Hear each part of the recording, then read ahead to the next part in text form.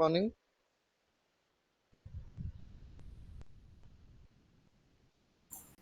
Morning. Yeah, very good morning. Just 1 minute.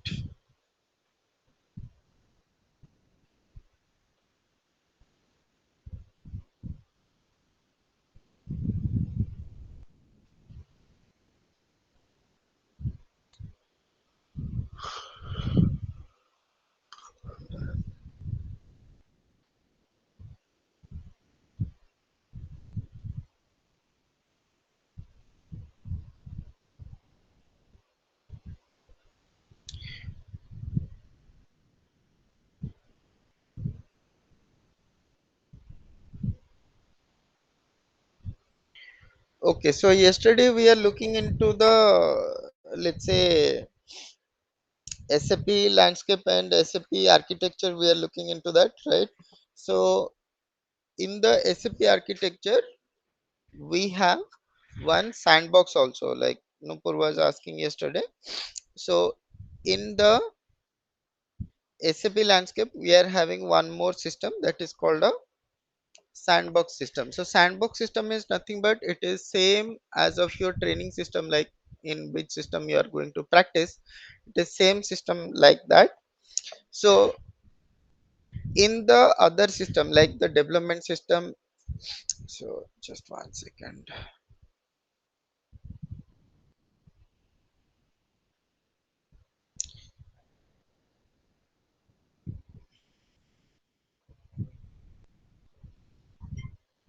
So like in here in the SAP landscape, these systems, if we say development, quality and production, these are the connected systems. Okay, means this system will be connected to each other. So if you change something or create something, there will be, you need to send the data, or the data will be sent automatically, or there will be a TR will be generating and it will be sent to the, let's say, next system.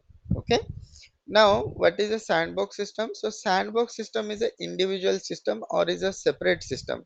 Okay, it is not connected to any of the system, where we can do our practice. Okay, similarly, same if we say about the project.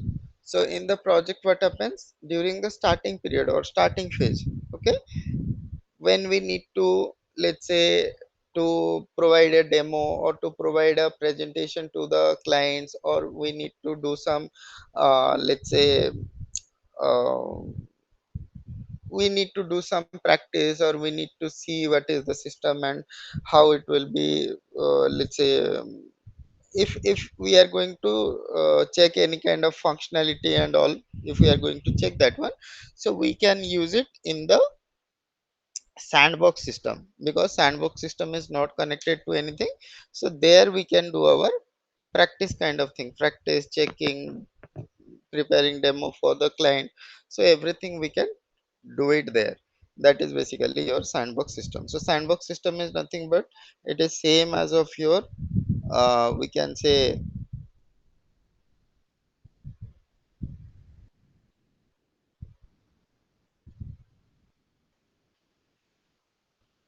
so it is same as of your, we can say, practice system. Okay,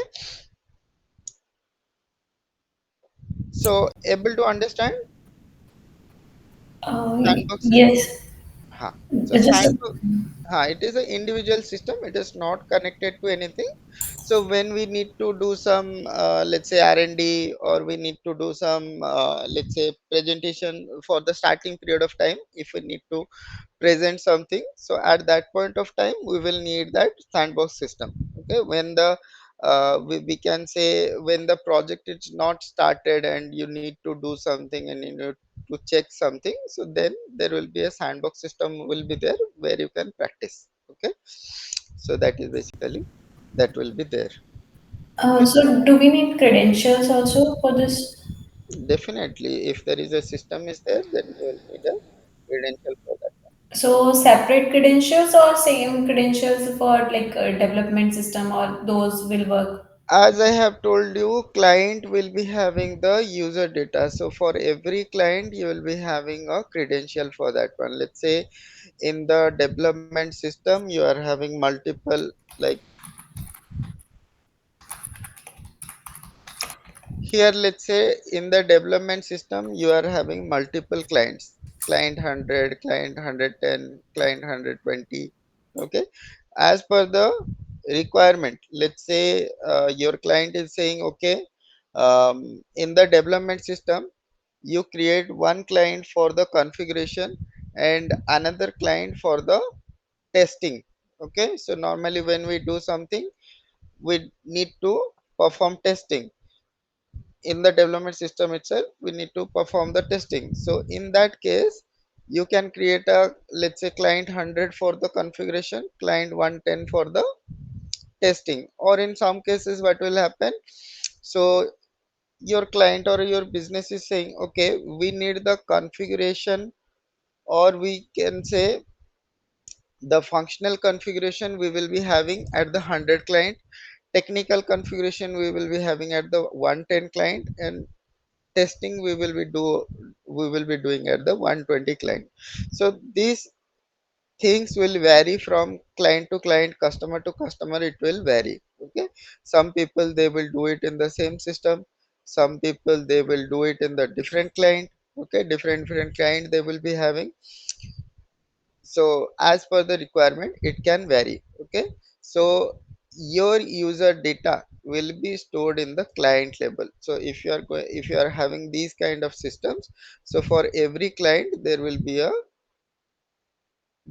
let's say, you need to have the credential to log into the each system. Okay, for every system you need to have a credential.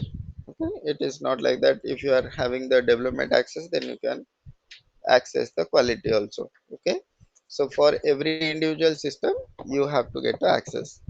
Okay, able to understand, or any doubts, any questions? No. Okay. Okay, fine. So just hold on a second.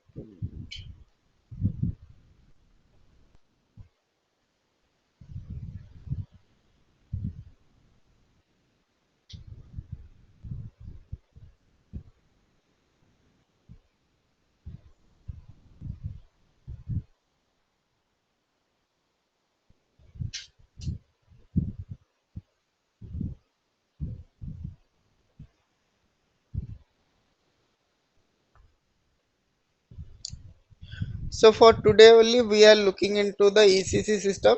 Okay, because we are going to see the GUI and GUI, how the GUI will look like. And for the SAP ECC and S4 HANA, the GUI is same. So from tomorrow onwards we will be looking into the all of the configuration and everything in the S4 HANA system. Okay, so for only for today we are going to see it in the ECC system.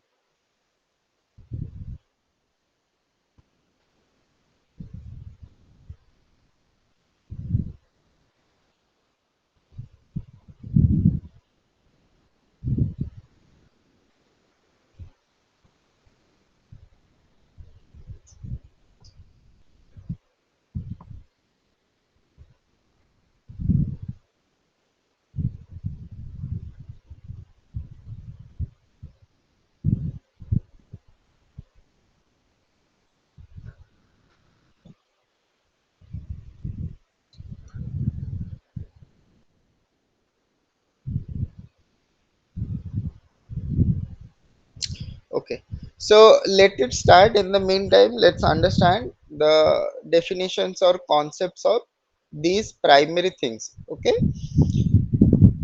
so first thing is a, yesterday we have seen the organization structure. So today we will be looking into the different let's say definitions of the organization structure. If required you can note it down.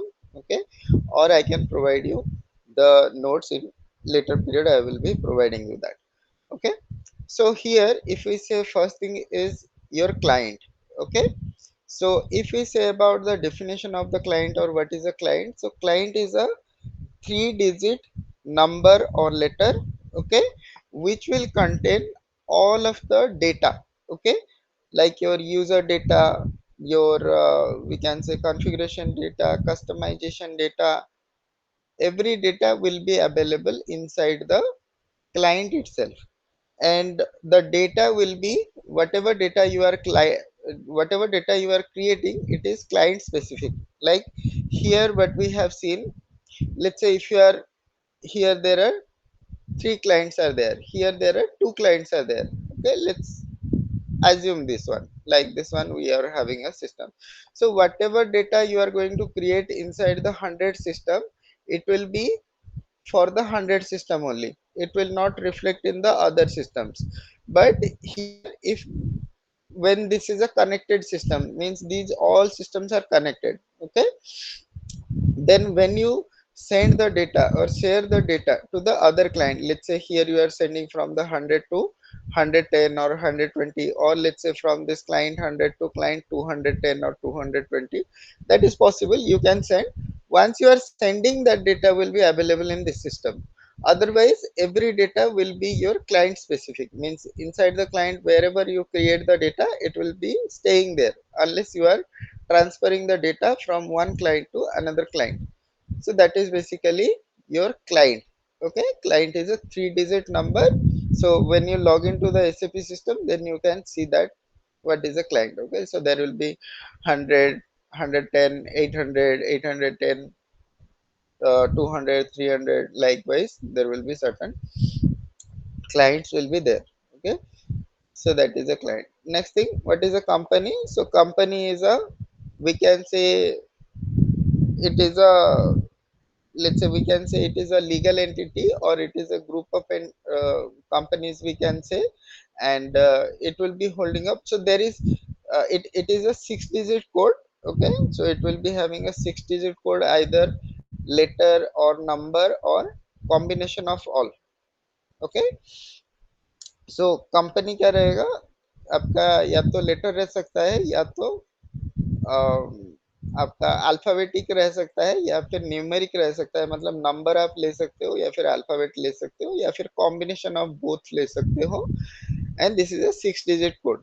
ठीक है, तो company का वैसे कोई company के under कोई data नहीं रहता है, कुछ नहीं रहता है, that is why company is optional. Okay, next one is company code. So company code is a 4-digit entity.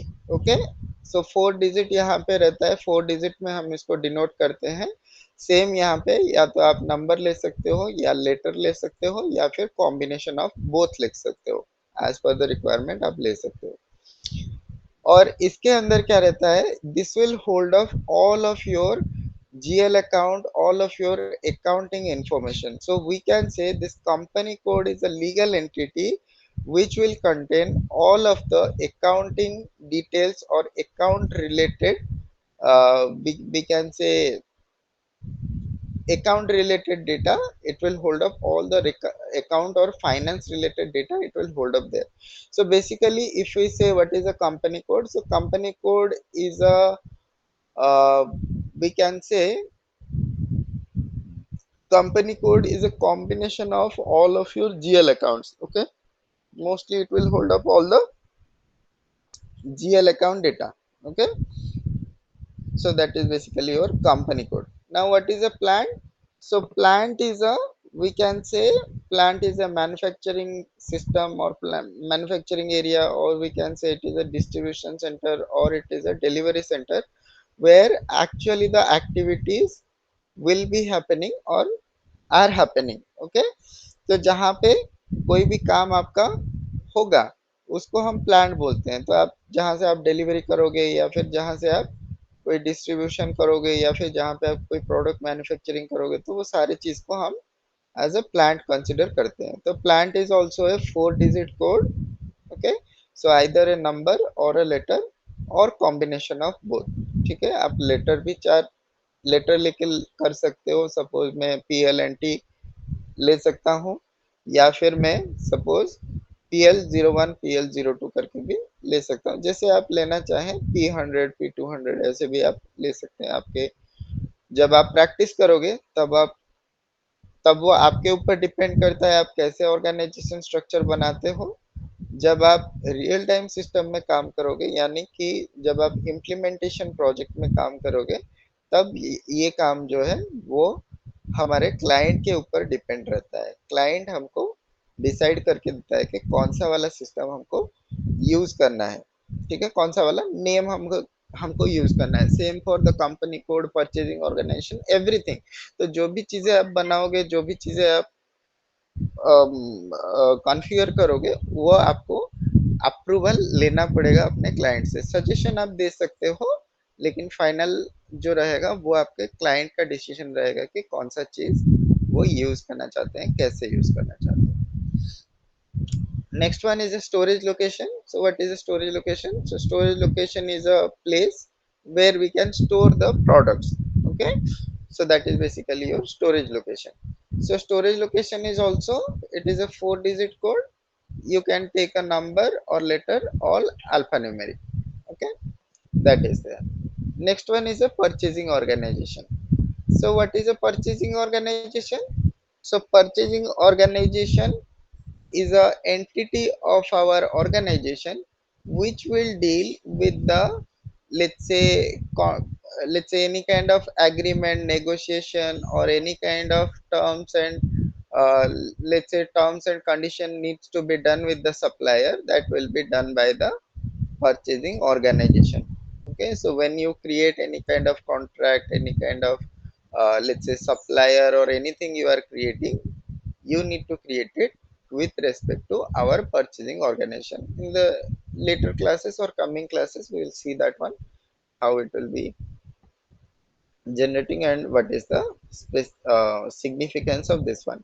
Purchasing organization, it is also a 4-digit code. So same way you can take either letter or number or combination of both.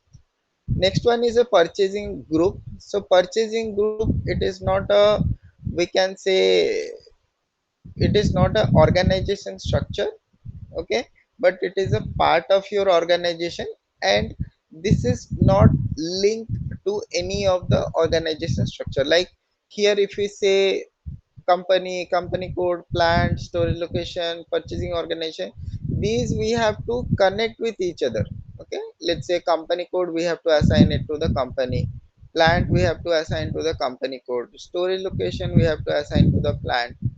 Purchasing organization, we can assign to plant or we can assign it to company code. Okay, but purchasing group, we are not going to assign or link it to anywhere.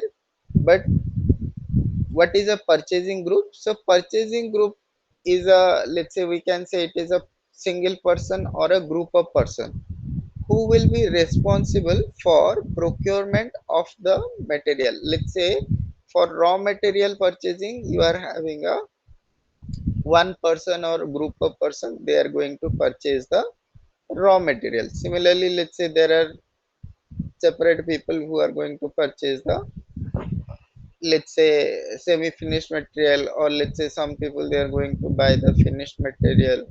Okay, so those are the purchasing group. So purchasing group we will be creating under the client. Okay, inside the client we will be creating, and we will not assign it to any of the organization structure. So purchasing group, it is a floating unit. Okay, means it is a free unit. We can use the same purchasing group for plant 1, plant 2, plant 3, company code 1, company code 2, company code 3. So for everywhere we can use the purchasing group, because it is not assigned to anything. We can use it for multiple, or anywhere we can use the same purchasing group. Okay, but if we say about the plant, we have to assign it to one company code. Separate different company code, we cannot use the same plant. Okay, so all of the other things we will be assigning it to the, let's say, any of the entities we are going to assign it, and we are not going to use it for the second entity. But purchasing group, इसको हम किसी के साथ भी use कर सकते हैं, ठीक है। So basically, this is the definition of the, we can say, organization structure. Okay.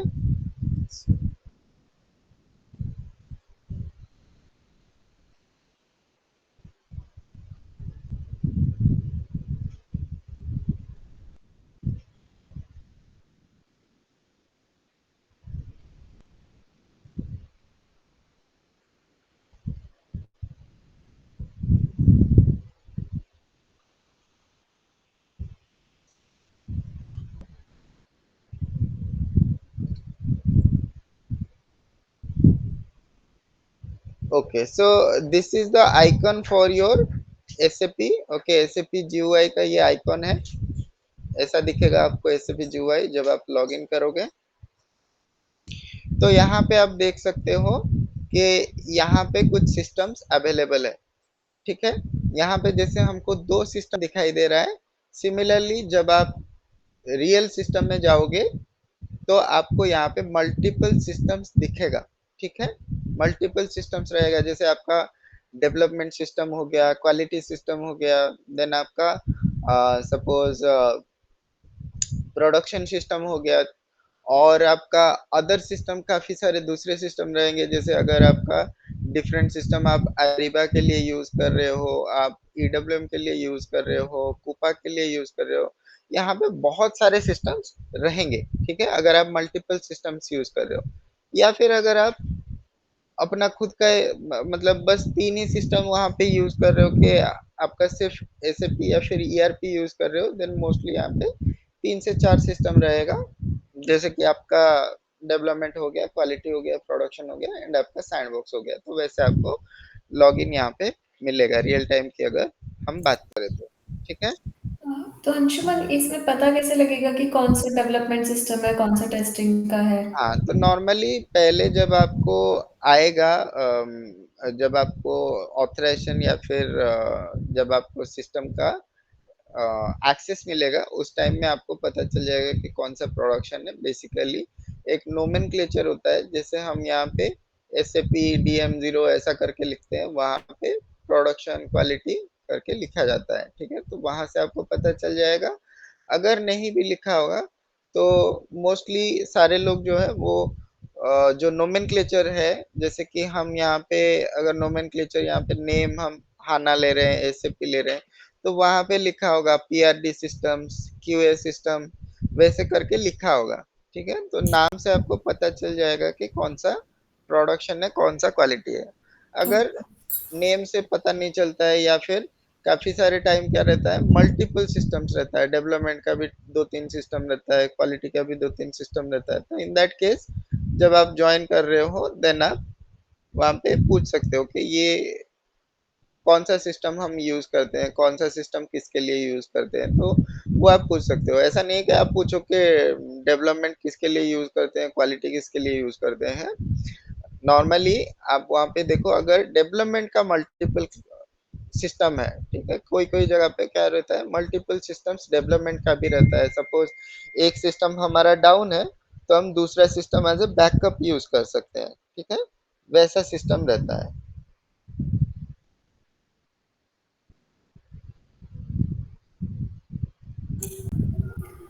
Okay. अच्छा, तो ओके। जैसे कि आपके दूसरा सिस्टम बैकअप की तरह यूज कर सकते हैं, तो इन दैट केस अब जैसे दोनों सिस्टम्स में हमारा डेटा तो नहीं होगा सिमिलर, तो हमें फिर डेटा, से डेटा क्रिएट करना होगा। हाँ, नॉर्मली क्या होता है, हमारा सिस्टम रिफ्रेश या फिर हमारा एक क्या बोलते हैं उसको, हाँ, एक सिस्टम रिफ्रेश का टाइम रहता है, ठीक है। सिस्टम रिफ्रेश में क्या होता है, आपका सारा डेटा एक सिस्टम से दूसरे सिस्टम को हम मूव करते हैं, तो वो पीरियड रहता है, सपोज ईयरली 1 टाइम और 2 टाइम और 3 टाइम आप कर सकते हो, depending on your let's say clients working process, client कैसे काम करना चाहता है। तो उस केस में जब आपका सिस्टम रिफ्रेश होगा, तो आपका डेटा एक सिस्टम से दूसरे सिस्टम में जाता है। जब हम अपडेट करते हैं, सिस्टम अपडेट या फिर रिफ्रेश करते हैं, उस टाइम में क्या होता है, अगर आपका मल्टीपल सिस्टम्स है या फिर मल्टीपल हमारे सपोज हाँ, मल्टीपल डेवलपमेंट या फिर मल्टी कोई भी चीज रहेगा, अगर आपका डेवलपमेंट है, क्वालिटी है, प्रोडक्शन है, तो जब सिस्टम रिफ्रेश होगा, सपोज मान के चलते हैं कि June 30 एक हमारा क्वार्टर एंड है, तो जब हमारा क्वार्टर एंड होगा, हम ये मान के चलते हैं कि हमको एक रिफ्रेश करना है, तो जब हम रिफ्रेश करेंगे, तो हमारा सपोज प्रोडक्शन में जो डेटा है हमारा दूसरे सर्वर में या दूसरे सिस्टम में नहीं रहेगा, क्योंकि हम जो डेटा है वो बना रहे हैं प्रोडक्शन में। तो अभी जो 3 महीने के लिए जो हमने डेटा बनाया है, तो वो डेटा को हम क्या कर सकते हैं, डेटा को ले सकते हैं दूसरे सिस्टम में। जब हम रिफ्रेश करेंगे या फिर अपडेट करेंगे, नॉर्मली उसको सिंक्रोनाइजेशन या फिर सिंक, कुछ एग्जैक्ट टर्म मुझे अभी याद नहीं आ रहा है, तो डेटा सिंकिंग होता है। तो कभी कभी क्या होता है कि क्वार्टर एंड में या फिर ईयर एंड में आप क्या करते हो, उसको सिंक करते हो, सिंक्रोनाइज करते हो, ठीक है, उसको रिफ्रेश या फिर आप अपडेट बोल सकते हो। तो उस टाइम में सारा जो डेटा है, सपोज प्रोडक्शन में जो भी डेटा है वो क्वालिटी एंड डेवलपमेंट में चला जाएगा, एंड देन आप सारा डेटा जो है वहाँ पे यूज कर सकते हो। तो रिफ्रेश से नॉर्मली हमारा डेटा जो है एक टाइम पीरियड के बाद सारे सिस्टम में अवेलेबल रहता है, ठीक है। Okay. So that is there. So जब भी आप लोग सिस्टम में काम करने के लिए जाओगे या फिर रियल टाइम सिस्टम में काम करने के लिए जाओगे, तब आपको सिस्टम देखना है, सिस्टम देख के आइडेंटिफाई करना है। मोस्टली आपको पता चल जाएगा जब आप जाओगे, तो वहाँ पे या तो नोमेनक्लेचर रहेगा, ऐसे प्रोडक्शन लिखा होगा, ठीक है, ईसीसी प्रोडक्शन, ईआरपी प्रोडक्शन लिखा होगा, या फिर यहाँ पे पीआरडी करके सिस्टम लिखा होगा, ठीक है, या फिर पीआरडी लिखा होगा, या फिर कोई सिस्टम पी से स्टार्ट होगा या फिर पी से एंड होगा। जैसे कोई कोई करता है क्या, P10 system, P20 system, P10 P20 मतलब वो प्रोडक्शन का सिस्टम है। सिमिलरली Q20 Q10 सिस्टम और QA1 और लेट्स से हम मान के चल सकते हैं PD1 और PR1। लाइक वाइज आपको ऐसे मिल जाएगा देखने के लिए, नोमेनक्लेचर हर जगह पे अलग अलग रहता है, लेकिन जब आप लॉग इन करोगे या फिर जब आप आपको मिलेगा, आपको पता चल जाएगा कि कौन सा रहता है सिस्टम। मोस्टली प्रोडक्शन का पी कहीं पे एक लेटर रहेगा, वैसे क्वालिटी का कहीं पे क्यू एक लेटर रहेगा, डेवलपमेंट का डी एक लेटर रहेगा, सपोज D10 या फिर डी DAS, ऐसे कोई कोई सिस्टम का नाम देता है, तो वो आपको पता चल जाएगा, डोंट वरी अबाउट दैट। अगर आपको डाउट रहता है देन आप अपने टीम मेंबर से पूछ सकते हो कि ये कौन सा सिस्टम है। अगर आपको सपोज दिया जाता है कि D10 D20 D30 ऐसा करके तीन सिस्टम दिया गया है, तो वहां पे आप पूछ सकते हो कि ये तीन सिस्टम क्या है, इसका यूसेज क्या है, कब यूज करते हैं, ठीक है।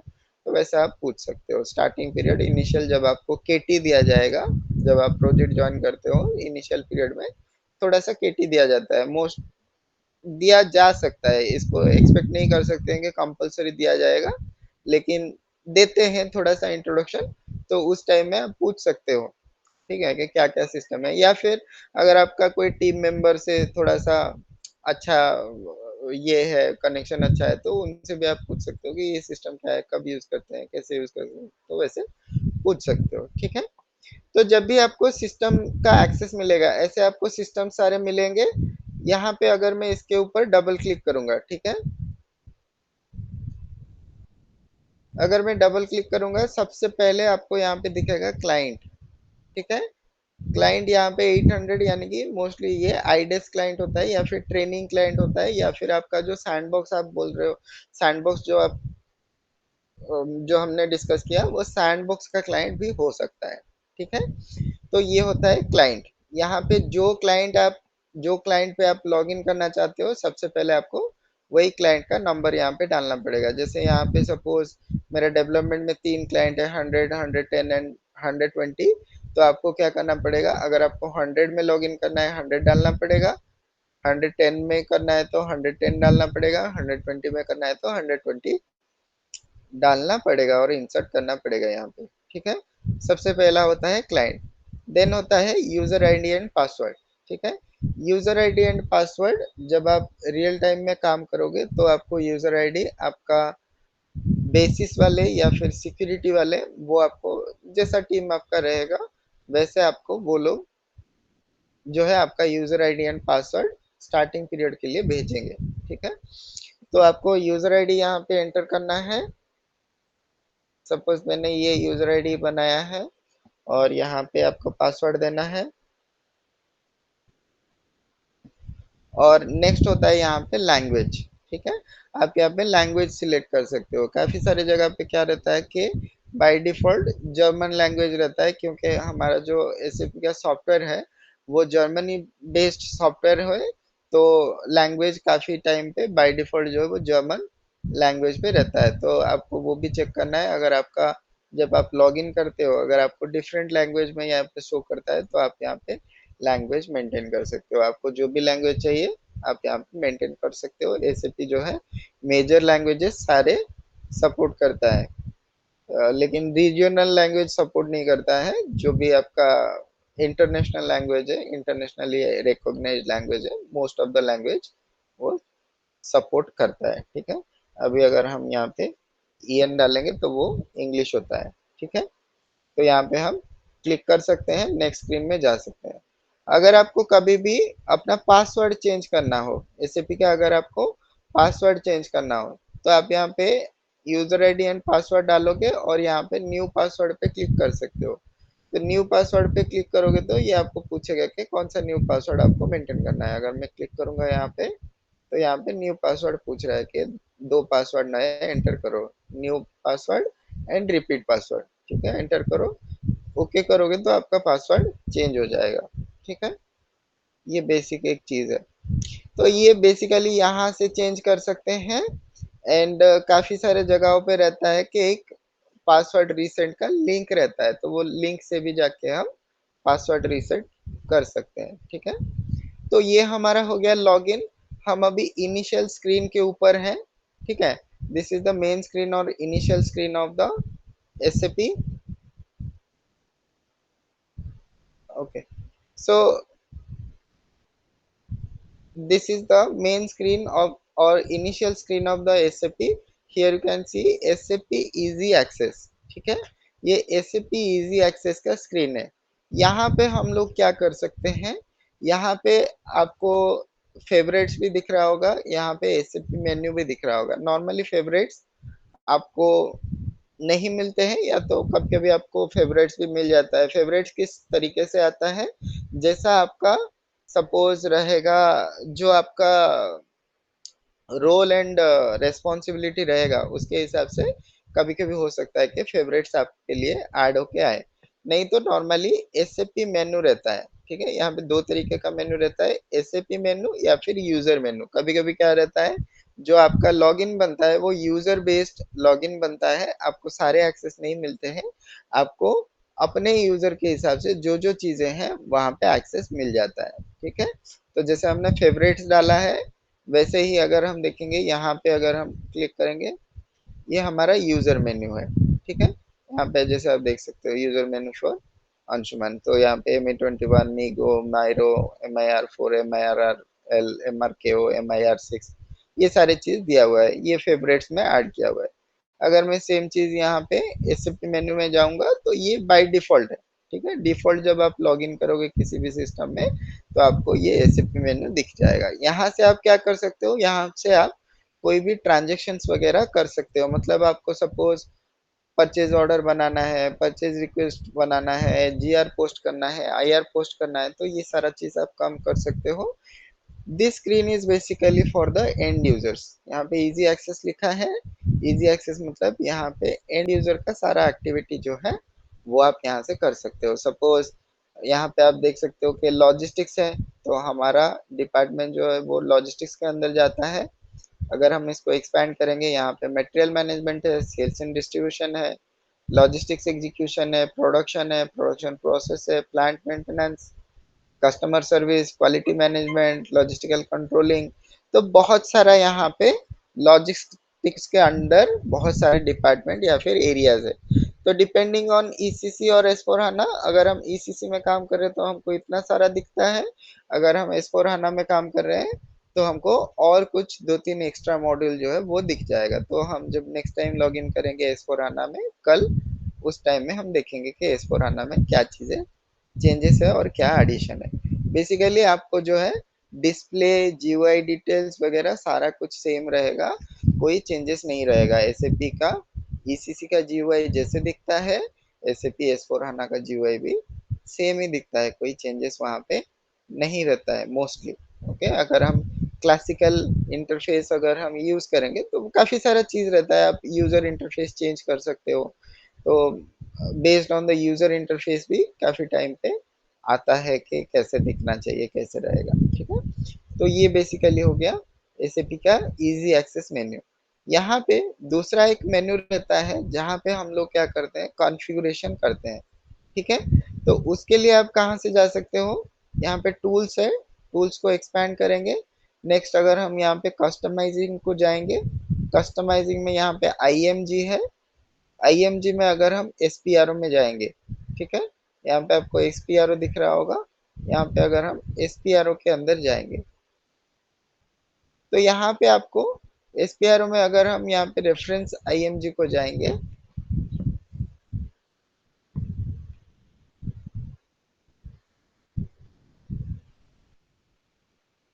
यहाँ पे आपको एक अलग सा स्क्रीन एंड स्ट्रक्चर दिख रहा है, राइट। यहाँ पे जैसे आपको एंटरप्राइज स्ट्रक्चर है, क्रॉस एप्लीकेशन कंपोनेंट्स है, यहाँ पे आपका मटेरियल मैनेजमेंट है, सेल्स एंड डिस्ट्रीब्यूशन है, लॉजिस्टिक्स है, लॉजिस्टिक्स एग्जीक्यूशन है। तो यहाँ पे भी जो डिपार्टमेंट वाइज हम देख रहे थे इजी एक्सेस में, सेम डिपार्टमेंट वाइज यहाँ पे भी आपका काफी सारे नोड्स है, तो इसको हम नोड बोलते हैं, एनओडी, ठीक है, नोड्स आप बोल सकते हो, नोड्स मतलब जो शाखा बोलते हैं जिसको, ठीक है। तो यहाँ पे नोड्स काफी सारे हैं।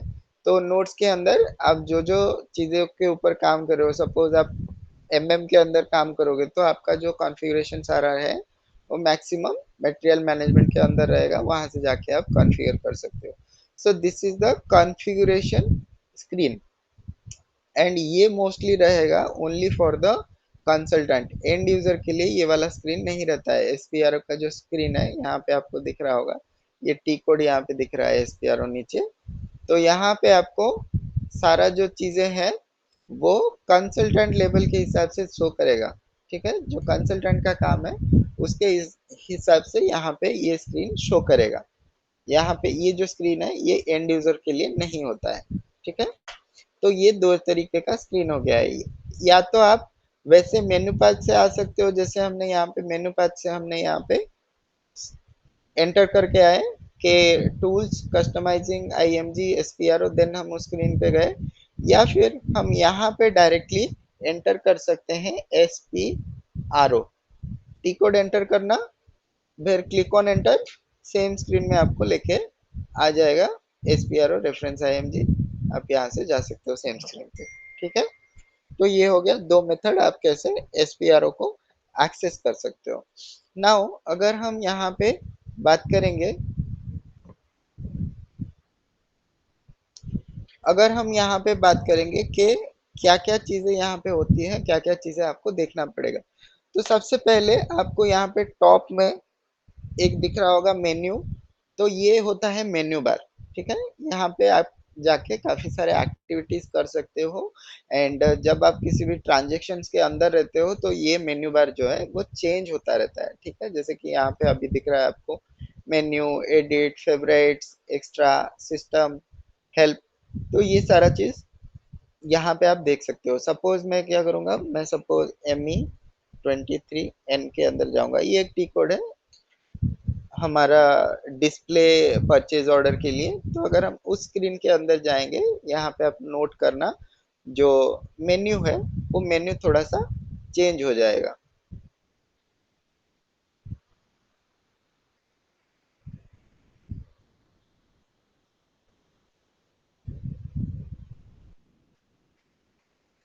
यहाँ पे आप देख सकते हो मेन्यू चेंज हो गया, राइट। अभी मेन्यू नहीं आ रहा है, आपको परचेज ऑर्डर आ रहा है, तो परचेज ऑर्डर सिलेक्शन से आप यहाँ पे other purchase order, create purchase order, display और चेंज, या फिर एग्जिट करना चाहते हो कर सकते हो।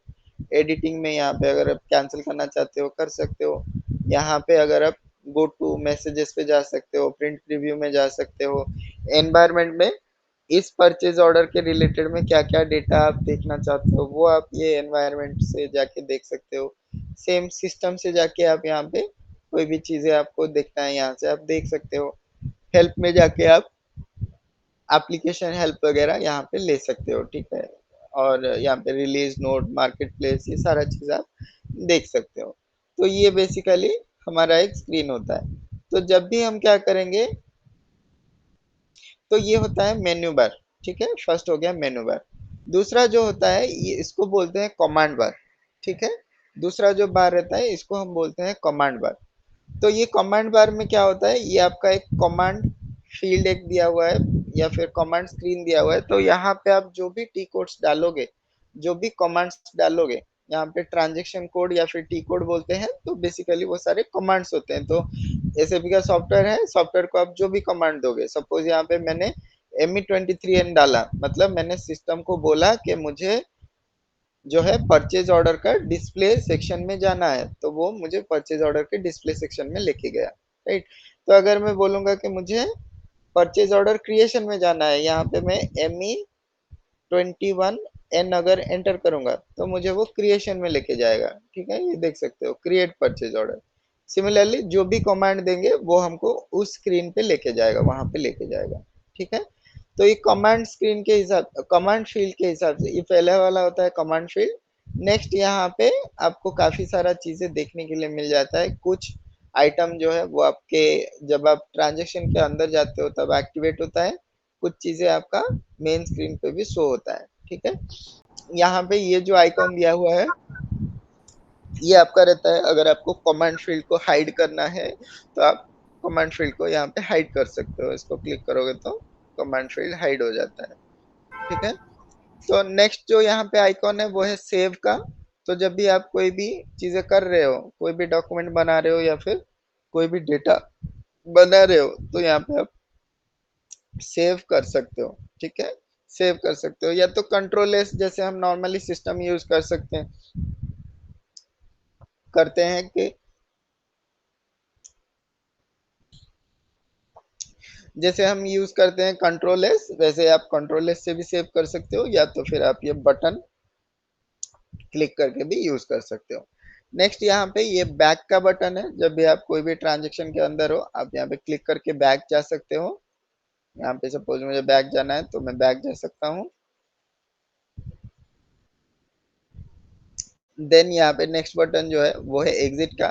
तो यहाँ पे अगर आप कोई भी डॉक्यूमेंट के अंदर हो, आपको सीधा एग्जिट करना है, ये बैक मतलब वन स्टेप बैक जाएगा, एग्जिट मतलब आपको यहाँ से एग्जिट कराएगा, ठीक है। ये पहला होता है एग्जिट। और अगर आप मेन स्क्रीन के ऊपर हो एंड आप इसके ऊपर क्लिक करते हो देन आपको ये लॉग ऑफ करा देगा, ठीक है। अगर मैं अभी प्रेस करता हूँ ये मुझे पूछेगा कि क्या आप लॉग ऑफ करना चाहते हो, अगर मैं क्लिक करूंगा तो ये अभी पूछ रहा है do you want to log off, ठीक है। तो ये लॉग ऑफ का स्क्रीन है। सिमिलरली अगर मैं नेक्स्ट में जाऊंगा, अगर मैंने कुछ डेटा यहाँ पे डाल दिया है, ठीक है, तो उस केस में अगर मेरा सेव नहीं है तो अगर मैं यहीं पे एग्जिट करूंगा तो मुझे एग्जिट करने नहीं देगा। अगर यहाँ पे आपका कोई एरर वगैरह है, सपोज आपने कोई डेटा डाल दिया है और वहां पे एरर है, विदाउट फिक्सिंग द एरर आप यहाँ से एग्जिट नहीं कर सकते हो, ठीक है। तो उस केस में आपको क्या करना पड़ेगा, उस केस में आप इसको यूज कर सकते हो, कैंसिल, ठीक है। ये रहता है कैंसिल का। तो आप वहां पे कैंसिल को क्लिक कर सकते हो।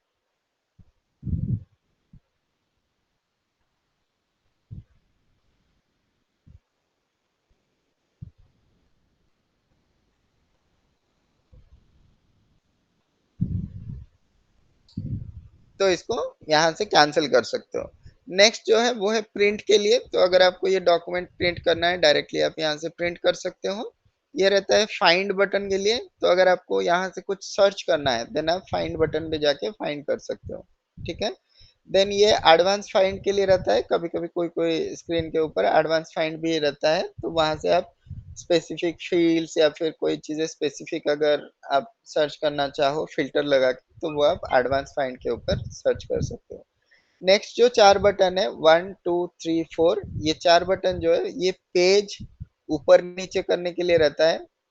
फर्स्ट जो बटन है वो फर्स्ट पेज पे लेके आएगा। कभी कभी क्या होता है कि सपोज हमने कॉन्ट्रैक्ट बनाया, ठीक है, कॉन्ट्रैक्ट में हमारा सपोज 1000 मटेरियल्स है, लेकिन यहाँ पे आपको लिमिटेड लाइंस दिख रहा है। तो यहाँ पे क्या कर सकते हो आप नेक्स्ट में जाने के लिए, या तो आप ऐसे यूज कर सकते हो कि यहाँ पे मैं स्क्रॉल करूंगा तो मुझे नेक्स्ट नेक्स्ट पेज पे लेके जाएगा, या तो फिर आप ये हेल्प ले सकते हो इन चार बटन्स का, ठीक है।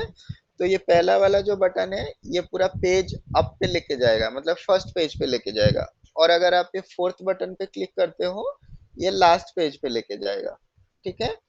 एंड देन ये जो बटन है ये आपको एक पेज ऊपर लेके जाएगा और ये आपको एक पेज नीचे लेके जाएगा, ठीक है। सपोज यहाँ पे 20 लाइन्स है, ठीक है, तो अगर आप एक लाइन एक यहाँ पे पेज डाउन करोगे तो ये फ्रॉम 1 to अगर 20 है तो ये आपको 21 to 30 फिर 21 to 40 फिर आपको दिखाएगा, ठीक है। तो हम उसको आने वाले क्लासेस में कभी इसको देखेंगे।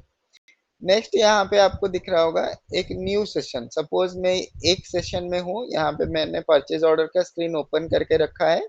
अगर मुझे और एक स्क्रीन में कुछ दूसरा आइटम देखना है या फिर चेक करना है या फिर बनाना है, तो मैं यहाँ पे न्यू सेशन पे अगर क्लिक करूंगा तो यहाँ पे ये एक मुझे न्यू सेशन ओपन करके देगा। तो ये आप यहाँ पे देख सकते हो, ये क्रिएट परचेज ऑर्डर का एक स्क्रीन है ऑलरेडी, यहाँ पे एक दूसरा न्यू सेशंस का स्क्रीन है।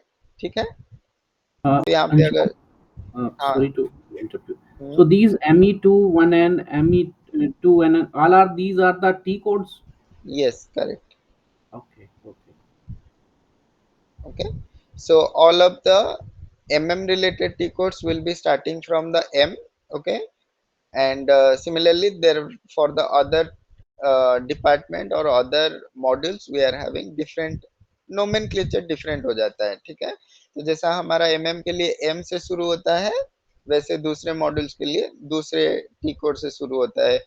जैसे फाइनेंस के लिए अगर हम मान के चले कि उनका F से शुरू होता है, SD के लिए उनका सपोज V से शुरू होता है। ठीक है, एंड लॉजिस्टिक्स के लिए या फिर जो एलई के लिए रहता है उनका एल से शुरू होता है। ठीक है, वैसे रहेगा, आप जब धीरे धीरे काम करोगे तो आपको पता चल जाएगा। ठीक है, तो सबसे पहले इसीलिए अगर आपको टी कोड्स पता नहीं है देन आप लॉजिस्टिक्स या फिर एसएपी मेन्यू से जा सकते हो। तो कैसे करेंगे हम देखेंगे, हर क्लास में देखेंगे आप कैसे जान सकते हो, कैसे टी कोड्स आपको पता चलेगा, वो सारी चीजें हम जान सकते हैं। तो बहुत मिनिमम ही टी कोड्स रहता है जिसको हम रेगुलर बेस पे यूज करते हैं, तो वो याद रह जाता है। जब आप प्रैक्टिस करोगे धीरे धीरे आपको याद रह जाता है। ठीक है, तो यहाँ पे आप देख सकते हो जैसे आपका ये 4 बटन्स जो है वो एक्टिवेट हो गया है, तो यहाँ से आप पेज अप डाउन सारा चीज कर सकते हो। ठीक है, और नेक्स्ट जो है ये हमको जरूरत नहीं है। शॉर्टकट अगर आपको चाहिए कि आप एक डेस्कटॉप शॉर्टकट बनाना चाहते हो तो बना सकते हो, लेकिन ज्यादा जरूरत नहीं है।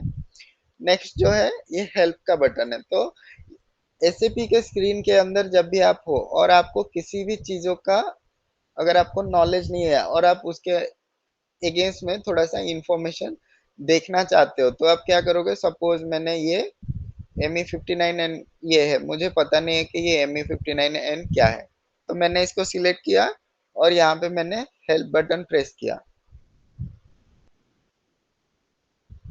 इसके अंदर नहीं है,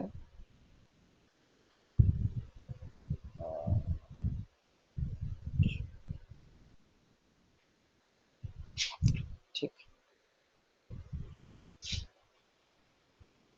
तो सपोज हम यहाँ पे जाते हैं, सपोज मुझे ये जानना है कि ये अंडर डिलीवरी की टॉलरेंस जो लिखा हुआ है ये क्या है, तो मैं इस फील्ड के ऊपर क्लिक करूंगा और यहाँ पे मैं हेल्प बटन को प्रेस करूंगा। ठीक है, या तो आप F1 प्रेस कर सकते हो या फिर हेल्प का जो क्वेश्चन मार्क है उसको प्रेस कर सकते हो।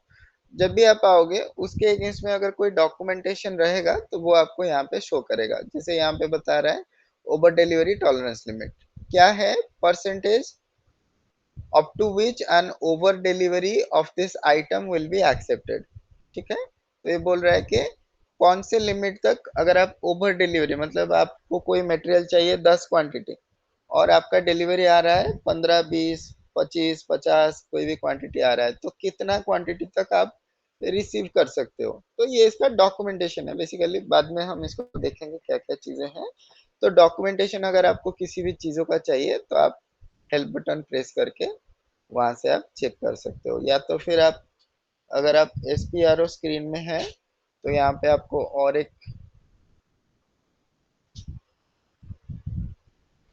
एक मिल जाता है। अगर आप इसके अंदर जाएंगे तो यहाँ पे डायरेक्टली डॉक्यूमेंटेशन यहाँ पे दिया गया है। ठीक है, तो मटेरियल मैनेजमेंट का अगर मैं डॉक्यूमेंटेशन देखना चाहूंगा तो मैं इसको क्लिक करूंगा तो ये बता देगा material management, this section covers information related implementation of material management. ठीक है, तो वैसे हम देख सकते हैं। ठीक है, ये एक चीज हो गया। ठीक है, तो ये हो गया हमारा कमांड बार। कमांड बार के नीचे जो हमारा आता है ये आता है हमारा, या तो हम इसको इंफॉर्मेशन बार बोल सकते हैं या फिर डिस्प्ले बार बोल सकते हैं। ठीक है, जहाँ पे आपको इंफॉर्मेशन या फिर डिस्प्ले मिल जाता है। जैसे हम अभी IMG स्क्रीन पे है, ठीक है, यानी कि इम्प्लीमेंटेशन गाइड स्क्रीन पे है। ठीक है, तो ये हमको बता रहा है डिस्प्ले आईएमजी स्क्रीन पे हम लोग हैं। सिमिलरली अगर मैं यहाँ पे जाऊंगा, यहाँ पे आपको दिख रहा है क्रिएट परचेज ऑर्डर, तो आप कौन सा एक्टिविटी कर रहे हो, किसके अंदर हो, वो आपको यहाँ पे इंफॉर्मेशन मिल जाएगा। सिमिलरली अगर मैं यहाँ पे चेंज में जाऊंगा, ठीक है, दूसरे में जाते हैं स्लैश एनएमई 23N में अगर हम जाते हैं, तो यहाँ पे देखो standard PO, PO number created by user name. तो हमको ये बोल रहा है कि ये जो परचेज ऑर्डर है ये कौन सा टाइप का परचेज ऑर्डर है, कैसे कौन क्रिएट किया है, उसका डिटेल्स यहाँ पे मिल रहा है। ठीक है, तो इसके लिए इसको इंफॉर्मेशन बार भी बोल सकते हो, या फिर आप इसको स्टेटस बार या इंफॉर्मेशन बार आप कुछ भी बोल सकते हो। ठीक हो, तो ये एक हो गया, आपको यहाँ पे सारा चीज का इंफॉर्मेशन जो है वो मिल जाएगा। ठीक है, ये स्टैटिक इंफॉर्मेशन रहता है, यहाँ पे जब भी आप ओपन करोगे ये इंफॉर्मेशन आपको मिल जाएगा। देन आपको यहाँ पे नीचे काफी सारे रेडियो बटन्स मिलते हैं। ठीक है, और ये हर स्क्रीन के हिसाब से चेंज होता है, जो जो टिक कोड्स आप यूज करोगे उसके हिसाब से चेंज होता है। जैसे यहाँ पे एक है डॉक्यूमेंट ओवरव्यू ऑन, तो यहाँ पे रेडियो बटन के हिसाब से आप काफी सारे फंक्शनलिटी जो है वो आप यहाँ पे कर सकते हो। जैसे यहाँ पे ये क्रिएट का बटन है, ये डिस्प्ले एंड चेंज का बटन है, ये अदर परचेज ऑर्डर के लिए है, ये प्रिंट प्रीव्यू के लिए है, ये मैसेजेस के लिए है। तो यहाँ पे जैसे कि ये सारी चीजें आप यहाँ पे गो टू में जाके भी कर सकते हो, मैसेजेस, प्रिंट प्रीव्यू, ये सारी चीजें कर सकते हो, या फिर आप ये रेडियो बटन का हेल्प लेके भी आप कर सकते हो। ठीक है, तो दोनों तरीके का अवेलेबल है। तो बेस्ड ऑन द ट्रांजेक्शन, जो भी ट्रांजेक्शन के अंदर आप हो उसके हिसाब से ये चेंजेस रहेगा। ठीक है, उसके हिसाब से वो चेंज होगा। तो ये होता है रेडियो बटन। देन आपका आता है ये स्क्रीन। ठीक है, ये स्क्रीन रहेगा, यहाँ पे आपका डेटा जो भी रहेगा, आप जो भी चीज बना रहे हो उसके हिसाब से आपका डेटा का स्क्रीन रहेगा, यहाँ पे आप डेटा डाल सकते हो। इसके नीचे, ये स्क्रीन के नीचे यहाँ पे हमारा एक सफेद कलर का बार दिख रहा होगा, इसको हम नॉर्मली इंफॉर्मेशन बार या फिर स्टेटस बार बोलते हैं। ठीक है, तो इसको आप स्टेटस बार भी बोल सकते हो। तो जब भी आप कोई भी चीजें करोगे, सपोज मैं इसको अभी सपोज मैं इसको चेंज करना चाहूंगा, तो अगर मैं इसको क्लिक करूंगा तो यहाँ पे मुझे एक इंफॉर्मेशन मिलेगा। यहाँ पे अगर मैं सपोज कोई भी अंडर डिलीवरी टॉलरेंस सपोज 1 में डाल दिया और इसको सेव कर लिया, ठीक है, अभी नीचे मुझे एक इंफॉर्मेशन आएगा कि परचेज ऑर्डर चेंज। ठीक है, तो इसको आप मैसेज बार भी बोल सकते हो। यहाँ पे जो वार्निंग मैसेज है, एरर मैसेज है, स्टेटस मैसेज है, सारा मैसेज जो है वो आपको यहाँ पे नीचे मिल जाएगा। ठीक है, तो जब भी आप काम कर रहे हो यहाँ से आपको इंफॉर्मेशन, मैसेजेस, सारा कुछ मिल जाएगा। ठीक है, यहाँ पे जैसे आपको दिख रहा है स्टैंडर्ड पीओ चेंज, मतलब हमने डेटा जो है वो चेंज किया है। ठीक है, जैसे ये यहाँ पे ग्रीन कलर का टिक मार्क आ रहा है, वैसे अगर आपका कोई भी वार्निंग रहेगा तो वो येलो कलर में आएगा, अगर कोई एरर मैसेज है तो वो रेड कलर में आएगा। ठीक है, वैसा रहता है। और यहाँ पे ये आपका रहता है कि अगर आपको टी कोड्स देखना है या फिर कोई भी इंफॉर्मेशन लेना है कि कौन सा सिस्टम है, कौन सा क्लाइंट है, कौन यूजर यूज कर रहा है, प्रोग्राम कौन सा चल रहा है, ट्रांजेक्शन कौन सा चल रहा है, रेस्पॉन्स टाइम क्या है, तो ये सारी चीजें जो है वो इंफॉर्मेशन आपको यहाँ से मिल जाएगा। नेक्स्ट जो है, नेक्स्ट जो है यहाँ पे ये एक इनपुट का मेथड है। दो तरीके का इनपुट होता है एसएपी में, एक होता है इंसर्ट, एक होता है ओवरराइड, ओवीआर और इंसर्ट। ओके, आगे आने वाले क्लासेस में हम जानेंगे इंसर्ट क्या होता है एंड ओवरराइड क्या होता है। तो नॉर्मली ये हमारा एसएपी जीयूआई है, इतना सारा फंक्शनैलिटी है उसके अंदर। ठीक है, तो आज के लिए बस इतना ही। कल हम जानेंगे कि इसके कुछ शॉर्टकट्स भी होते हैं, आप शॉर्टकट्स कैसे यूज कर सकते हो। सपोज एक स्क्रीन के अंदर है, हमको कैसे नया स्क्रीन शॉर्टकट ओपन करना है, कैसे हमको एग्जिट भी जाना है, कैसे दूसरे फंक्शनलिटी यूज करना है, तो वो हम सब जानेंगे कल, उसको हम देखेंगे। ठीक है, कल उसको देखेंगे, प्लस कल हम ऑर्गेनाइजेशन स्ट्रक्चर कैसे बनाते हैं वो हम ट्राई करेंगे बनाने के लिए या फिर देखने के लिए। ठीक है, ओके। और अंशुमन, कल का लिंक कौन सा रहेगा ज्वाइनिंग के लिए? यही सेम? हाँ सेम सेम एक ही जगह पे आपको सारे लिंक यहीं से ही मिलेगा। ठीक है, कोर्स के अंदर सारे लिंक मिल जाएगा। जो ये अभी एसएपी जीयूआई वाला ही कल रहेगा? हाँ, मोस्टली एसएपी जीयूआई में हम थोड़ा सा और कुछ है, हम उसको ठीक देखेंगे, है, ठीक है? Okay. And how many T codes we have to remember in SAP MM? वैसा कोई डेफिनेट नहीं है, जितना काम आप करोगे उसके हिसाब से रहेगा। मोस्टली देखो, जब आप काम करने के लिए जाओगे मोस्टली आपको 8 से 10 टी कोड मैक्सिमम चाहिए होता है on a regular basis. Okay. लेकिन और दूसरे भी टी कोड्स है जो आपको कभी-कभी चाहिए होता है। जैसे आपको कभी-कभी होता है कि आपको सेल्स ऑर्डर देखना है, कभी आपको सपोज़ प्रोडक्शन ऑर्डर देखना है या फिर कभी आपको डिलीवरी देखना है। तो उसके लिए डिफरेंट डिफरेंट टी कोड रहता है, वो कभी-कभी हमको ज़रूरत पड़ता है, ठीक है? नहीं तो जो स्टैंडर्ड टी कोड्स रहते हैं वो 8 से 10 टी कोड, जैसे हमको परचेज़ ऑर्डर ही देखना है, एमएम साइड में हमको क्या ही करना है, परचेज़ ऑर्डर देखना है, परचेज़ रिक्विजिशन देखना है, मटेरियल का स्टॉक देखना है, या फिर स्टॉक इन ट्रांजिट देखना है। तो धीरे धीरे आपको पता चल जाएगा कौन से टी कोड है, किसे याद रखना है, वो पता चल जाएगा। लिस्ट ऑफ टी कोड भी मिल जाता है, अगर आप गूगल करोगे एमएम रिलेटेड टी कोड तो आपको मिल जाएगा। नहीं मिलता है तो भी बता देना, मैं शेयर कर दूंगा लिस्ट ऑफ टी कोड जो भी है, वहां से आप देख सकते हो। लेकिन काफी ज्यादा लंबा टी कोड्स रहता है, सारे चीजों की हमको जरूरत नहीं है। जब जरूरत पड़ता है, जो भी चीजें की जरूरत पड़ता है, हम उसके हिसाब से देख सकते हैं, ठीक है? Sure, Anshuman. And Anshuman, would you suggest anything along with this material which we are reading here? Anything in along with that? आप आप एसएपी के ब्लॉग्स फॉलो करो अगर आपको अपडेट्स जानना है, ठीक है? जी जी। जो क्योंकि लेटेस्ट जो भी चीजें हैं, कभी कभी वो भी सारे चीजें जरूरत होता है, पूछा जाता है। एसएपी के ब्लॉग्स फॉलो करो। एसएपी का जो रहता है एक एसएपी कम्युनिटी करके एक वेबसाइट रहता है, ठीक है?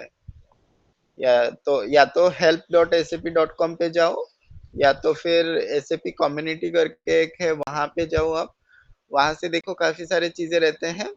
तो अभी के लिए ज्यादा कुछ जरूरत नहीं है। जब आप धीरे धीरे आगे जाओगे, धीरे धीरे डिफरेंट टॉपिक्स के ऊपर पढ़ोगे, फिर उसके बाद अगर आप चाहो आर&डी करने के लिए, देखने के लिए, तो वहां से आप कोई भी डॉक्यूमेंटेशन वगैरह देख सकते हो, ठीक है?